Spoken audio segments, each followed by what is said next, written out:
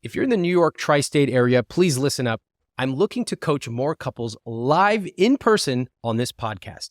If you and your partner want to be personally coached about a money disagreement that you have, I'd love to work with you.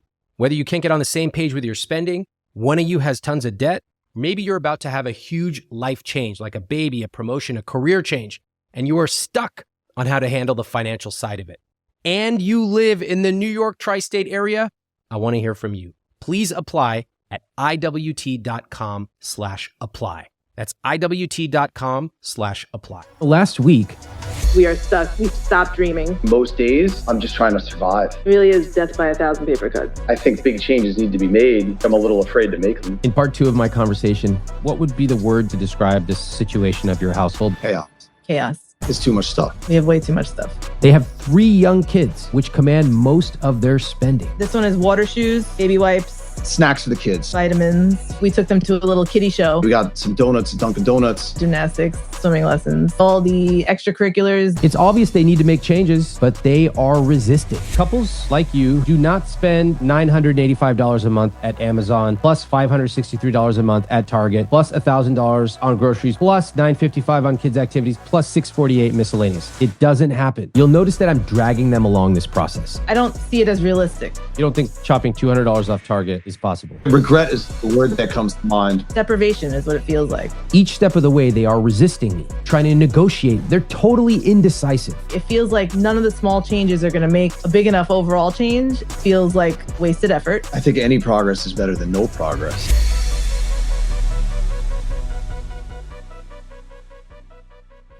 What would it look like, 10 out of 10, for the two of you if you had a healthy relationship with money and it was embedded in the fabric of your family? What would that look and feel like? I have trouble seeing that future, but I guess it would be, I'm at a point, let's say with money, where I enjoy coming home and just experiencing life, I guess you could say, instead of the kind of coming home and are surviving. I'm not sure I could answer that. I don't know. I don't know what that looks like. Never seen it. I've never seen it. I've never envisioned it. I've never seen it. You've seen couples on this podcast, right? I've seen that. I actually love the ones where you like the after story. Yeah. Like the ones who are sitting on, several million and just can't figure out yet how to spend it. Like, man, that's a problem I want to have. When we were dual income, I made sure that we maxed out when we could. We were doing very well. How old were your kids then? They didn't exist yet. Oh, wow. I wonder if that has anything to do with it. Oh, it has everything to do with it. Dual income, no kids already is like an amazing, advantageous opportunity for young people to be able to save a ton of money. It is the best time in terms of income versus expenses that you will ever have. Couples who plan to have children, many times they have not yet built the skill of creating a unified financial system. Okay. And they don't actually need to. They're just like, oh, life is pretty simple. Let's go out to pizza. We have so much money. It doesn't really matter. Blah, blah, blah, blah, blah. It's fine. The problem is kids come in, and the minute they come in, they disrupt everything in every possible way. Now you're tired, stressed. Your system is being constantly stressed with all kinds of expenses you never planned for, and you never built a unified rich life system, something where you both know when there's a shared vision, then you don't have to be the cop. And you don't have to be checking on your phone how much your partner spent, because your partner knows. They have the same vision because they co-created it. Now, here's what I want you to do. I want you to talk with each other. I want you to zoom out of your day-to-day that you're in. And I want you to create a vision for your children, for their activities, for how you want them to feel. I would love for them to have free days. They need to have some free days. For sure. I would love for them to look forward to the activity that they do have. I want them to have skin in the game and ask for the one that they want and enjoy it. I definitely would like to have them responsible for helping to get this place back on track, cleaner, more organized. I want them to have a say in the activities that they do choose. I would love for them to have a place to put their stuff. I want them to be happy too when they're here. I want them to take pride in their home. I want us to take pride in our home. I know it's not ideal, but it's our home for now. And what would be the word you would use to describe this situation of your household, the physical situation? Chaos. Is that how you want to feel at home? No. No. No, we don't want to feel like that. Wow, that's a powerful vision. What if by, let's say, 7 p.m., the house could be relatively clean? As clean as it can get with 3 kids, but clean. Clean so you could walk around, you won't step on a Lego. Clean enough that you and your children would take pride in your living environment. What do you think? That'd be awesome. I would say if ever there was a dream, that's the current dream. Okay, beautiful. I love a relevant dream that we can work on now. Do you see a connection between all the stuff you buy for your kids and the chaos that is in your house? Yes. What's the connection? Can you just say it out loud for me? It's too much stuff. We have way too much stuff. If you're enjoying these videos and you want to be the first to know when we drop a new one, make sure you hit that subscribe button right now. Do you both agree, or are you just saying that because you think I want to hear it? Oh no, we say it to each other on a daily basis. We say it all the time. Hold on. How do you both say it all the time and then you keep buying all this stuff on Amazon and Target? Great question. I don't have an answer for you. A lot of this, I mean, I really don't feel like I'm being delusional either. I don't feel like the stuff that I'm buying from Target and Amazon it's mostly consumables on my end. It's almost like we see chaos on the CSP, chaos in the house. 100%. That is absolutely accurate. Deep relationship, deep connection. And I still notice that when I ask you both about it, you do give me some honest answers, but there's a lot of explanation. Those excuses are like quicksand. They will keep you stuck down in the weeds until you both decide, I am sick of my CSP being at 113% fixed cost. I'm sick of coming home and it looks like this and feels like this. I'm sick of feeling this way. And once you finally get there, which a lot of people it takes them 20, 30, 40 years, maybe you will decide to make a serious set of changes. I'd like to help you get there now instead of 25 years from now. What do you think? Yes, Ew. please. All right, let's take a look. Savings are at 1%, so you're basically saving nothing. And everything else, your guilt-free spending is negative 28%, which just shows again that you are deeply, deeply in the red. I mean, look, you actually listed it out, which is more than most do. Takeout is $500 a month. Yeah. Well, that includes I'm not excusing it. I'm telling you what we threw in there was like not just Pizza Friday, but like anything that showed up as like a coffee, like Dunkin' Donuts, Starbucks, which is not often, but it's there. It's often enough to be $500 in a month. Yeah, that's a lot. $500 a month on takeout just doesn't make sense for a couple in your situation. That's it. Bottom line. Stores, $186. Entertainment, that's $264. That's on top of $178 of subscriptions. So you're losing thousands of dollars every month. What decisions that one or both of you make with your spending do you think has led to you being in this situation? Probably buying stuff for the kids. When he sees you come home with the new bike or the new beads or the new craft stuff, what is your kid's reaction? He loves it. He loves you. Mhm. Don't you think he would love you if you still didn't buy him all this stuff? Yeah. Michelle, what do you think? I think he feels like a hero. Daddy's the best. Hmm. Thanks, Daddy. Love you. I think that's just how he's showing love. I think that's part of how he takes care of them in his eyes. Is that how you show love, Ryan? Seems to me it's true. Probably. Yeah. Now, what if I said you can't spend a cent on your kids for the next year? That'd be horrible. I wouldn't want that, Yes. because I want them to have the enjoyment and the activities that they enjoy doing, that they want to do. It really is death by 1,000 paper cuts. You don't stop 1,000 paper cuts with 1,000 Band-Aids. You stop the knife at the source. By the way, how do you decide how much you spend on each kid for gifts? We don't Yeah. We don't. Yes. we just We just buy some stuff and try to even it out. And it never feels over the top. It really doesn't. You don't need a sunshade. You don't need a kid's bike. You don't need flip-flops for the ocean or even $3 beads. Now, can you have them? Could you get them because you want them? Maybe.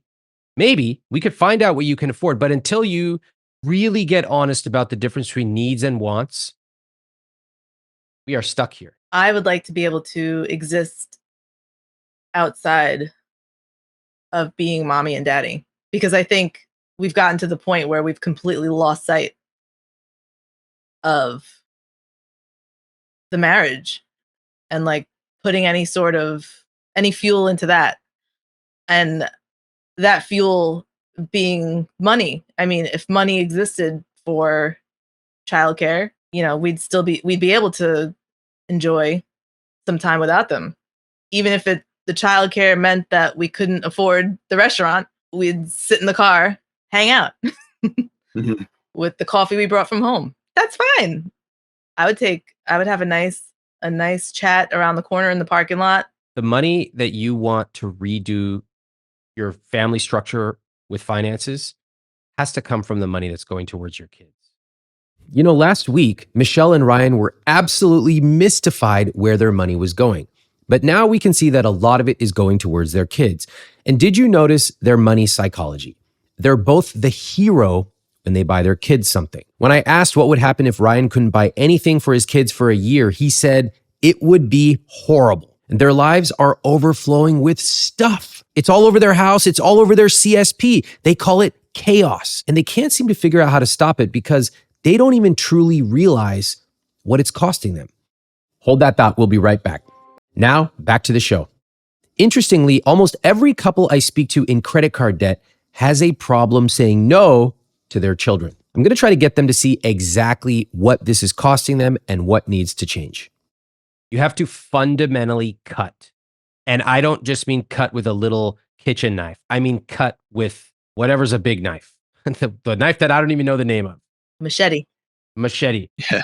The real answer is that if you want to restructure the way your family exists in a relationship with money and with each other, and you actually said you want less stuff, less activities, less, guess what? It's a double win. You get less stuff and you actually have to pay less. But you guys have to change the way you see it. What's the first feeling that comes to mind when I say that? Feel bad. Feel bad. Exactly. Ryan? Feel bad. I regret is the word that comes to mind, but I don't know if that's the right emotion for it. Deprivation is what it feels like. It's funny for me to say that because look, I didn't do any of that. I don't know. It feels wrong to take it away from them. Until you both create a new vision, you will not really be able to move forward. For me, I look at it totally differently. I'm like, you're adding something. You're adding tons. Let me tell you what you're adding to them if you were to pull them out of, I don't know, a bunch of this stuff. You are adding free time into their schedule. You are adding the ability for them to select out of 2 or 3 curated options that you have pre-selected. I also see if you were to unify together and you were to say, hey, this is the kind of life we both want to live. We want to have healthy cash flow every month. We want to have a healthy savings account. We don't want to feel stressed anymore. We want to have a babysitter every so often, et cetera, et cetera, et cetera. So you two get unified. Then you go to the family and you say, look, we're going to make some changes in this family. Luckily, they're young. If they were 15 years old, you'd have a whole different problem on your hands, okay? That's really hard. At 7, 5, and 3, this is quite easy if you two can get aligned. And you say, look, we're going to have some changes. We need your help. You make it exciting. I need you to help empty the dishwasher, et cetera, et cetera, et cetera. They start taking ownership. So you're giving them that. You're giving them responsibility. You're giving them pride. Meanwhile, mom and dad get time to be together, be unified, be happy, even just hold hands and go for a walk for 10 minutes. Come back, feel rejuvenated, feel connected. Kids see their mom and dad smiling. Oh, it's so beautiful. So that is what I see. I don't see you taking away swim lessons. I see you giving them all of those things. What do you think? I like that. I like that. I like the involvement. I like the working togetherness. I like the partnership of it. less of the division. And I think I explained it away a lot as it's just temporary. But like the problem with it's just temporary is that at what point does it become permanent? Correct. And then you can't undo. I'm going to put the CSP up on screen. You told me you want them to have skin in the game, free time, responsibility for getting the place on track, have a say in the activities, a place for things, take pride, and on, and you've lost sight of the marriage. You have an opportunity to change where you spend your money, which affects where you spend your time, your love, your attention. Are you guys ready to take a look at the CSP and make some changes? Yeah. We've got to basically cut everything in half, ballpark. Rent, utilities, insurance. I've already optimized those. Yeah, those really aren't going anywhere. We have no debt. If we were to drop, let's say 200 from Target. I'm not sure though that any of that is going to make a significant, like if you zero out kid activities, that's where you see. It goes from 113% to 101%. Yeah, it's significant. What did that tell you just now? But that's extremely impactful. You know, until this, I really didn't notice. I think we can drastically cut takeout. We scroll down. I'll tell you what, let's we- stick with fixed costs for a second. I need you to Okay. get these numbers lower. Oh, Michelle, where are you? You seem a little down. yes, the day-to-day is chaos, but if I zoom out from that for a few minutes, you know, do I even need to continue the investments? Okay, let me stop you right there. I understand that you probably have I'm overwhelmed. but you're overwhelming yourself. Yes. Fact. Okay. I want you to listen to me because I'm going to walk you through this step by step. Yes, it's probably true that you're over investing. Okay. And we can run those calculations and I can help you figure that out. But you need to attack the fire that is burning in your house right now before you go out to the back and prune the rose bushes. Okay. The fire that is burning is that you just cut off 100% of kid activities, which we all know is not going to happen. And you're still at 101% of fixed costs. We need to take it one step at a time. What if we tried just dropping 200 from Target, 200 from Amazon? It could probably go more. 200 from groceries. I'll do it if you both agree. Oh yeah, I'd agree in seeing it, sure. And that took your fixed cost number from 101% to 94%. We could probably realistically trim more from Amazon. Do you realistically think that Amazon could drop more than that? Look at this. Couples like you who have an income like you do not spend $985 a month at Amazon, plus $563 a month at Target, plus $1,030 on groceries, plus $955 on kids' activities, plus $648 miscellaneous. It doesn't happen. The miscellaneous, without looking at the detailed things, I mean, we could probably chop miscellaneous probably in half. Okay, you want to do that? Your miscellaneous is $650. Yes, if we drop to it, we're at 325. All right, $325 it is. Feel okay with that, Michelle? No, because it's not impactful. So no. Well, shouldn't we at least? Well, hold on. Shouldn't we at least see? I mean, What do you want to do that is impactful? If you don't want to change $300 a month off of this, what do you want to do? I'm willing to entertain anything. I want to say it's an income problem. I don't want you to yell at me. I mean, look, at your income, like maybe it is an income problem, but the fact is you have one income right now and you have 3 young kids. So unless you're planning to go get a second income tomorrow, we got to work with what we got, right? Yeah. Yeah. You guys are back up to 105% because I added your kids' activities. Back in. Yeah. We were going back and forth. Should the kid activities be in fixed costs or should it be in guilt-free spending? Guilt-free spending. And then we ultimately were like, it doesn't matter because if something had to go, if tomorrow your income was gone, it would be gone. Kids' activities? Okay. So technically they should be in guilt-free spending. Would you like to move them down there? I mean, it's not gonna, whether it's 113% in fixed costs or you take that 10% and throw it down, it still exists. I'm trying to think, how can we drop another 10% to get this down to 80 without touching rent, mortgage, utilities, insurance? So like, Or just to car. show you what I'm thinking when he says that, right? So he says like to drop it now to get it to 80, but then I'm thinking, but it's still 80. No. At least get to 80, then we'll deal with it then. Okay. All right. What's up with this, you guys? I know. I feel like you guys are playing small and it's just, honestly, it's wasting your own time. This is what happens when you let your spending get out of control. It becomes incredibly difficult to downsize because the human mind convinces you that everything you have accumulated is absolutely necessary. I mean, did you hear how glum both of them sounded? That's normal human nature when you take something away from someone. You can see it when you take a little toy away from a baby. And you can see it when you talk about cutting just $200 per month from their target bill. Now, the best scenario is to never get into this situation in the first place.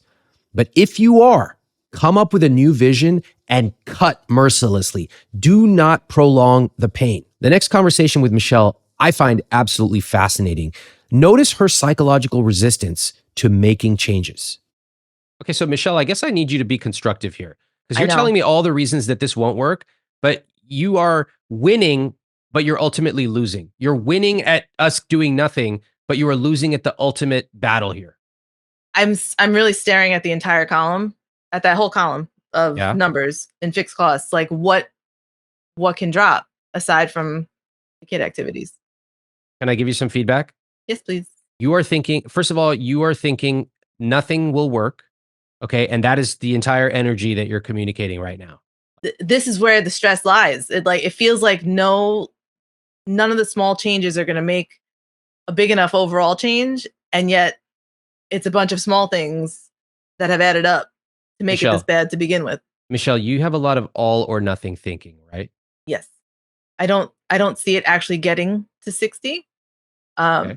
So it feels like wasted effort. Like if I can't do it perfectly, I might as well not do it at all. It wasn't like this until the income dropped. So in my mind, because it's temporary, it's kind of the goal is to slow the burn until I can make money again. Okay, well, slowing the burn, you could slow the burn at 63% or even 70%. You can't slow the burn at 90 or 100%. So you may have that belief, but 90% is not sustainable at all. And it puts you at immense risk because if Ryan loses his job, you two are done. I don't know. I see it as an opportunity here. It's like, okay, like we can do this. We can get on our feet. We don't have any debt. We have reasonable price housing for now.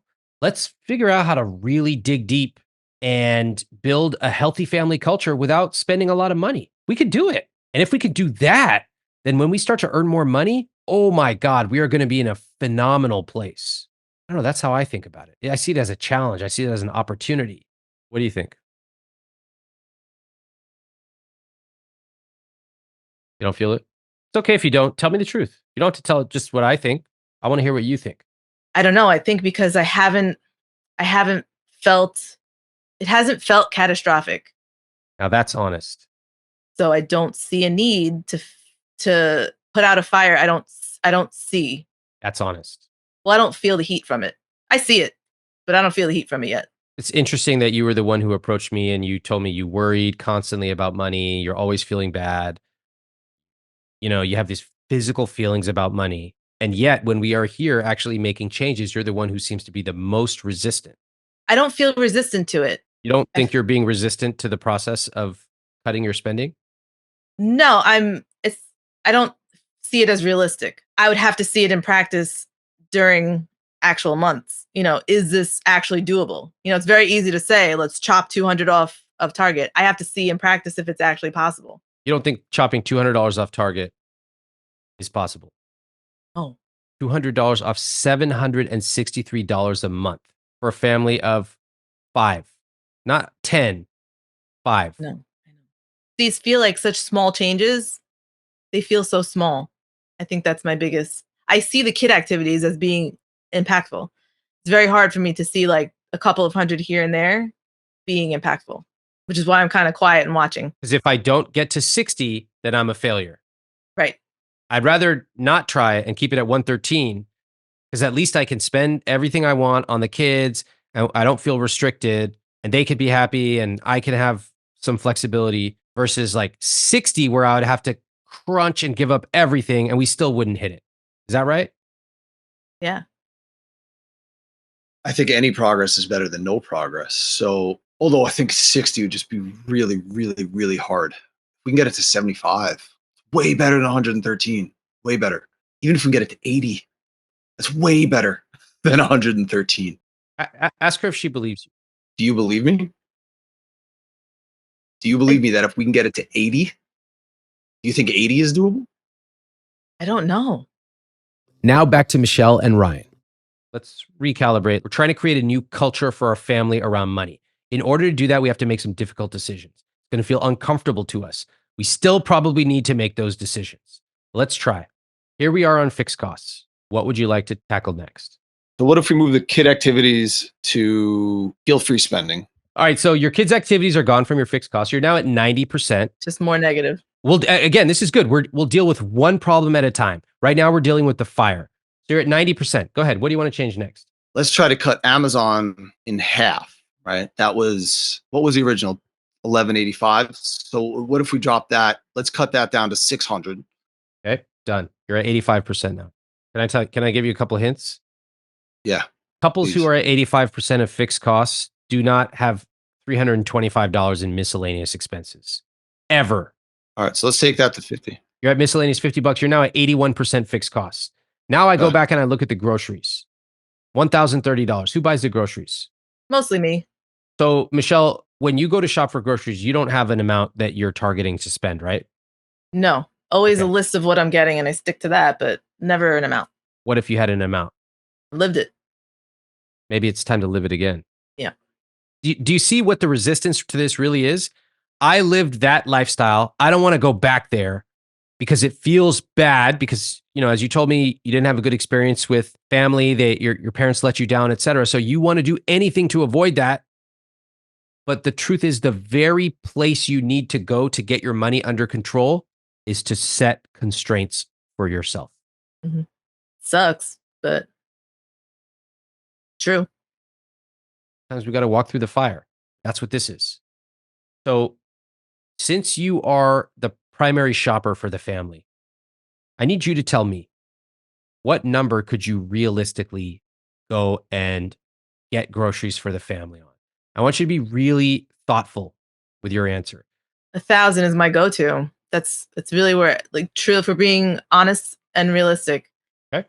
1,000 is where I go to. Okay, great. 1,000 it is. But let's now talk about Target. Can't double up. Can't have $1,500 a month on groceries. I'm just looking at some of the other Target things. So snacks for the kids. So I'm looking at pretzels, granola bars, more pretzels. They like pretzels.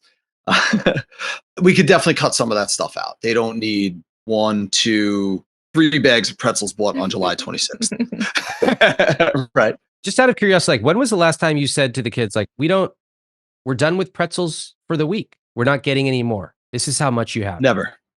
Wow. Never. It was, we're out. All right. Let me put more on the thing. Never. I've never said that. Why is that? Because we're out of snacks. Part of it, and to be honest, is, again, I shift back to survival, a little bit of mental sanity when they're screaming, I'm hungry, I want a snack, I'm hungry, I want a snack. But it's a lot of this, I'm going to call it junk food as a whole. Ryan, look at me. Can be cut. You're spinning right now. Just a lot of this. I don't think you guys are truly hearing what I'm saying. What's the lesson right now? Like, what are you hearing? You've never told your kids we're out of pretzels for the week. Not once. They're 7 years old. Never. What's the lesson? They don't know how to go without. Yes. And you don't know how to say no. Mm. Where do you think this goes 10 years from now? Goes like this. They're 17 years old. They're not just throwing a tantrum. They're now entitled, spoiled. And where do you think it goes when they're, let's say, 27 or 35? What do you think happens to them as it relates to money? They're grasshoppers. Yeah. They're financial disasters because that's the way they were brought up. That's right. And it started with a bag of pretzels. And it's not like they don't go without other snacks. It's not like I know, pretzels are the freaking only chocolate thing. chips, Yeah. Greek yogurt. Chocolate chip. Like, what? That's nice. That's good. No, it's the right. It's the pretzels. They have other stuff. It's that you don't say no. No. And more importantly, it's that the two of you aren't actually communicating about where you want your money to go. It's just going everywhere. It's not even about the CSP. We still need to finish this, but it's about the two of you deciding what are our boundaries? What is part of our rich life and what is not? Do you see how the CSP is not really the issue? The real issues are much, much deeper. Michelle feels like she has no real agency over her life. They both have an inability to say no. In fact, they've never told their kids No more snacks. And they have no real vision of money. It's just there to get spent. And with kids, you will spend every last cent you bring in unless you have a powerful, compelling vision. I don't know. I feel like because the income now is way more significant than the income was when I was a kid. And yet I still have to be sort of the same way. I feel like back then, though, it wasn't that it was intentional. There was no choice. Just that's how it was. And now that has to be intentional. That's a very hard shift. When you were a kid, Amazon did not exist. I can guarantee your parents were not spending $3,000 a month on random groceries. No. No way. No. But when I now ask you, you're like, oh, we absolutely need it. Like, we need these freaking chocolate chips. They are the backbone of our family. And they're not. And what I'm trying to get you to see is they're not. They're actually causing more trouble than you realize. Take all the pretzels you would have spent and you two could have gone on a nice date night. That's what I mean when I say rich life versus not rich life. Spend extravagantly on things you love, but cut costs mercilessly on the things you don't. Yeah. Okay, so can we continue on target? At $563 a month, there's no way. What do you want to do? Can we drop it to half? 380? Yeah, you want to? Yeah. Okay, 380. All right, we're down to 79%. Guys, we're in the sevens. Better. Good, yeah. I'm skipping down to guilt-free spending. Let's do kids' activities. What do you want to do about this? Is the hard one, right? Yeah. Mm-hmm. I've said this before. Like if we were forced to, All I need is the number. so it's one or the other. So you figure like 450 if they drop to one activity. Okay. So from $960 to $450. Figure 450. All right. Stores says $186. Huh? That was like, what was that? Like random. Yeah, that was like the random. We were accounting for the stuff that didn't qualify in the other categories. So we gave it its own. How do I say this? If you're trying to make massive financial progress, there is no more of that. It can't happen. Mm. But of course, it's your money. You're going to do what you're going to do. But if it were me, I would never do it. I think we could definitely drop that probably to at least, 100. You'll notice that I'm dragging them along this process. And at each step of the way, they are resisting me. They're trying to negotiate with me. They're totally indecisive. And that is a big sign that they're not actually going to do this. And frankly, it's starting to get a little frustrating. Ryan and Michelle cannot afford novelty shopping. And families in this situation do not have hundreds of dollars they randomly spend on miscellaneous items. I know because I grew up in a family with immigrant parents and one income. It's time to get much more serious about their spending changes. Neither of you want to close doors. Have you noticed that? Yeah. There's all this like cajoling and negotiating. Well, we could take this away, but what about that? And like, guys, you're not in that position. And actually, that very attitude is what had led you to having all this chaos in the house. Definitive answers are just like yes or no, black or white. Not like maybe, not like, oh, we can figure it out. It's like, no, mom and I have decided that's not what we're doing. Or dad and I have decided that's not what we're doing. That's it. But you two have to be aligned with it in your own head and then with each other. And that's what you guys told me you wanted. You wanted simplicity and clarity. So that's what I'm trying to help you get. Let's chop that to 0. Great. Love hearing that. Thank you. Take that to 0. Beautiful. Entertainment at 264. What's this? I thought you all had some subscriptions. That's the average. Again, it averages for the year. So that's probably like little day trips that we've done. Oh, that's right. Out of town, take the kids to a theme park here. Theme park. Okay, so what do you guys think of that now, knowing what we spent the last 4 hours talking about? We can't do theme parks. Fortunately, there's no money. Take it out. Whoa. Okay, let's take it out. Let's see what happens. I like that. I feel bad, but yeah. Well, I feel good. So if we're going to go with one of our feelings, let's go with mine. 0. Okay.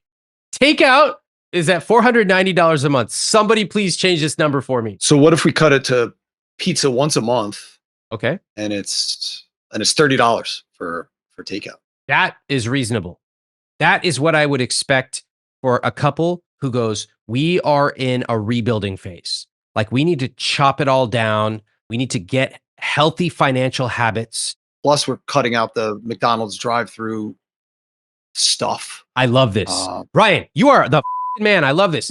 It wasn't just the pizza that was in there, but that means you realize that's cutting, like, there's none of the No coffee runs on your break. That's no, because that was all takeout. Everything labeled with a Dunkin' or a Starbucks, pizza, McDonald's, all of it.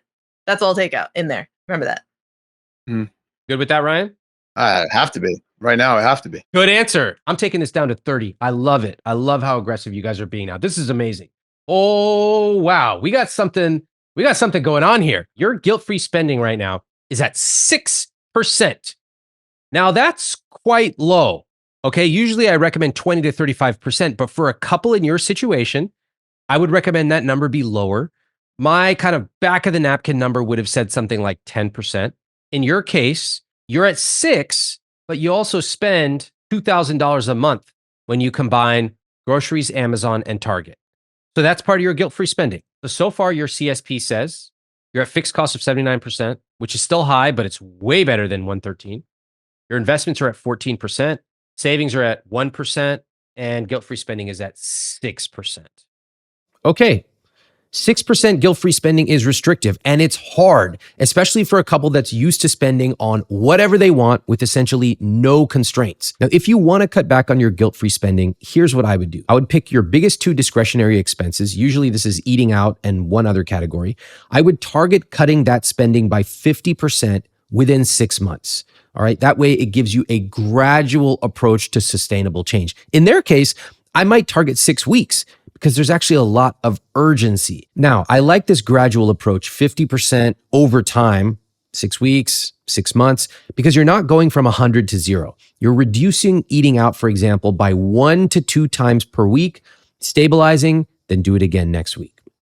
So, Michelle, tell me how much you calculated you're going to have if you continue on your current path.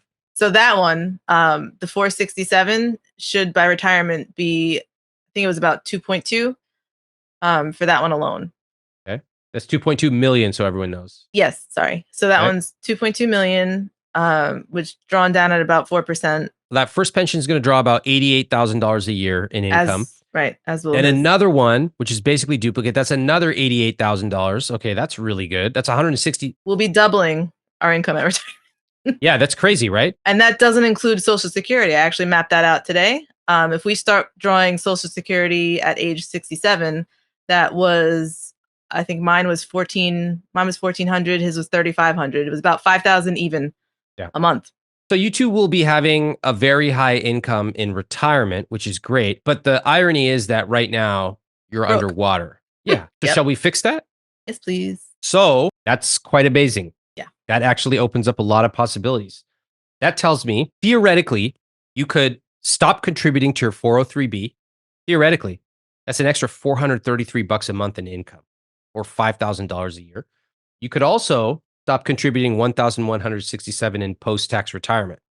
What do you think about that? I just like that it was tax-free, although I did calculate that too.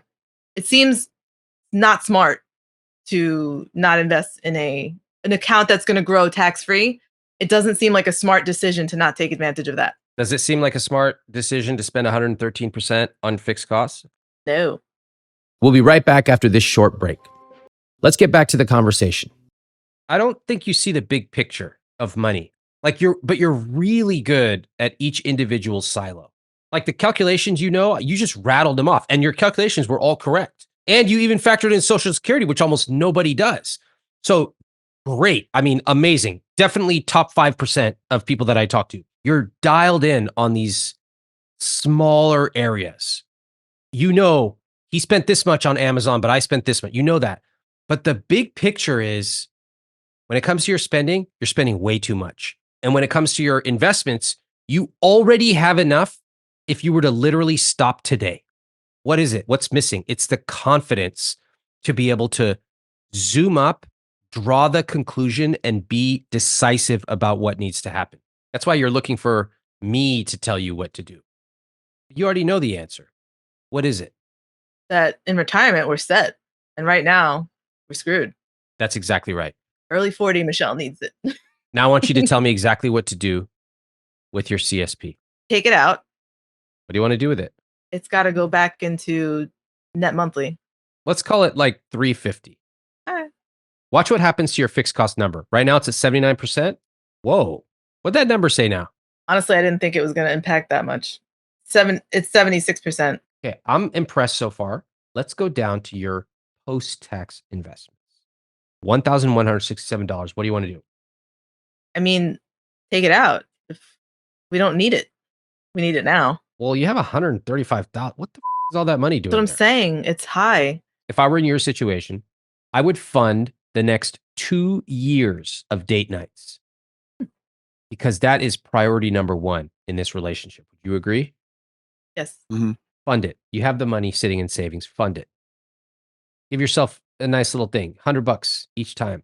Right there, that money is funded. It's put aside in a separate account. You can draw from it every single week. So I would definitely keep like 6 to 8 months of savings just as an emergency fund. You might put some money aside for certain kids' activities where you're like, this is really important. Swim stuff, etc. You could fund it. I would probably end up, if it were me, I would probably keep like an extra, I don't know, 20 grand or so, just like we don't know what's going to happen here. It's not an emergency fund. We're probably going to use this for something, etc. So your struggle, that's my Yeah. struggle right now. Michelle, the answers are right here in front of you. You know them. I have total confidence in you. You know these. And what makes it exciting for me now that we're really getting into we're really polishing this beautiful painting that the two of you created, is that the two of you get to do this. And actually, watching Ryan, I was very impressed, Ryan. I want to take a second and tell you too. We came on here, a little bit into the conversation. I learned like, oh my God, you're like overspending tons on your kids. And I was like, oh man, this is going to be tough. It's very hard to get parents who spend a lot on their kids to stop. And then we started looking at the CSP and I was extremely pleasantly surprised. You just like came to life and you were like, let's chop it. Let's chop it. We got to stop this. I got to stop this. And you played ball. That was amazing. Then I turned to Michelle. Michelle, you rise up when it comes to the investment stuff. Like you two are actually a good team in your individual domains. And the thing is, you could become an unbeatable team if you all work together. I can see it. I don't know if you can see it, but I can see it. And I want you guys to do this together. It will change the trajectory of your family's future for generations. In my opinion, the biggest breakthrough happened when they finally realized that they actually have control over their spending. That is when they got decisive and they started to cut things rapidly and, importantly, together. It's a nice cherry on top that they are over investing so they can reallocate their cash. But the real issue, and the one they need to work on regardless of their income and retirement savings, is that they don't have a vision of a rich life and they can't say no to their kids. In other words, they're not using their money consciously. Let's see what Michelle had to say in her follow-up video.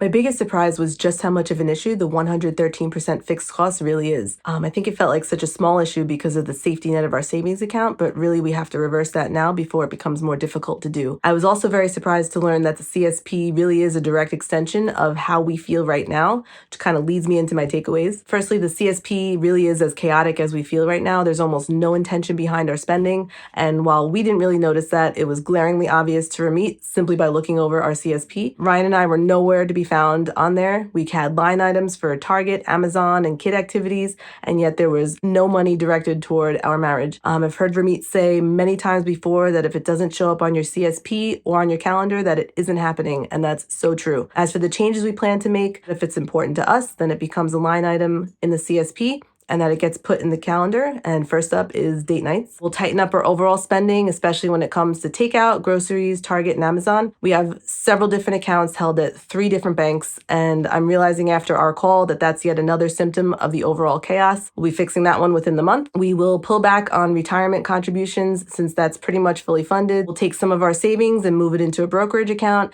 and then we'll put the rest of the savings into a high yield savings account and use that interest to help fund kid activities, the ones that they choose to keep. And now Ryan's follow-up.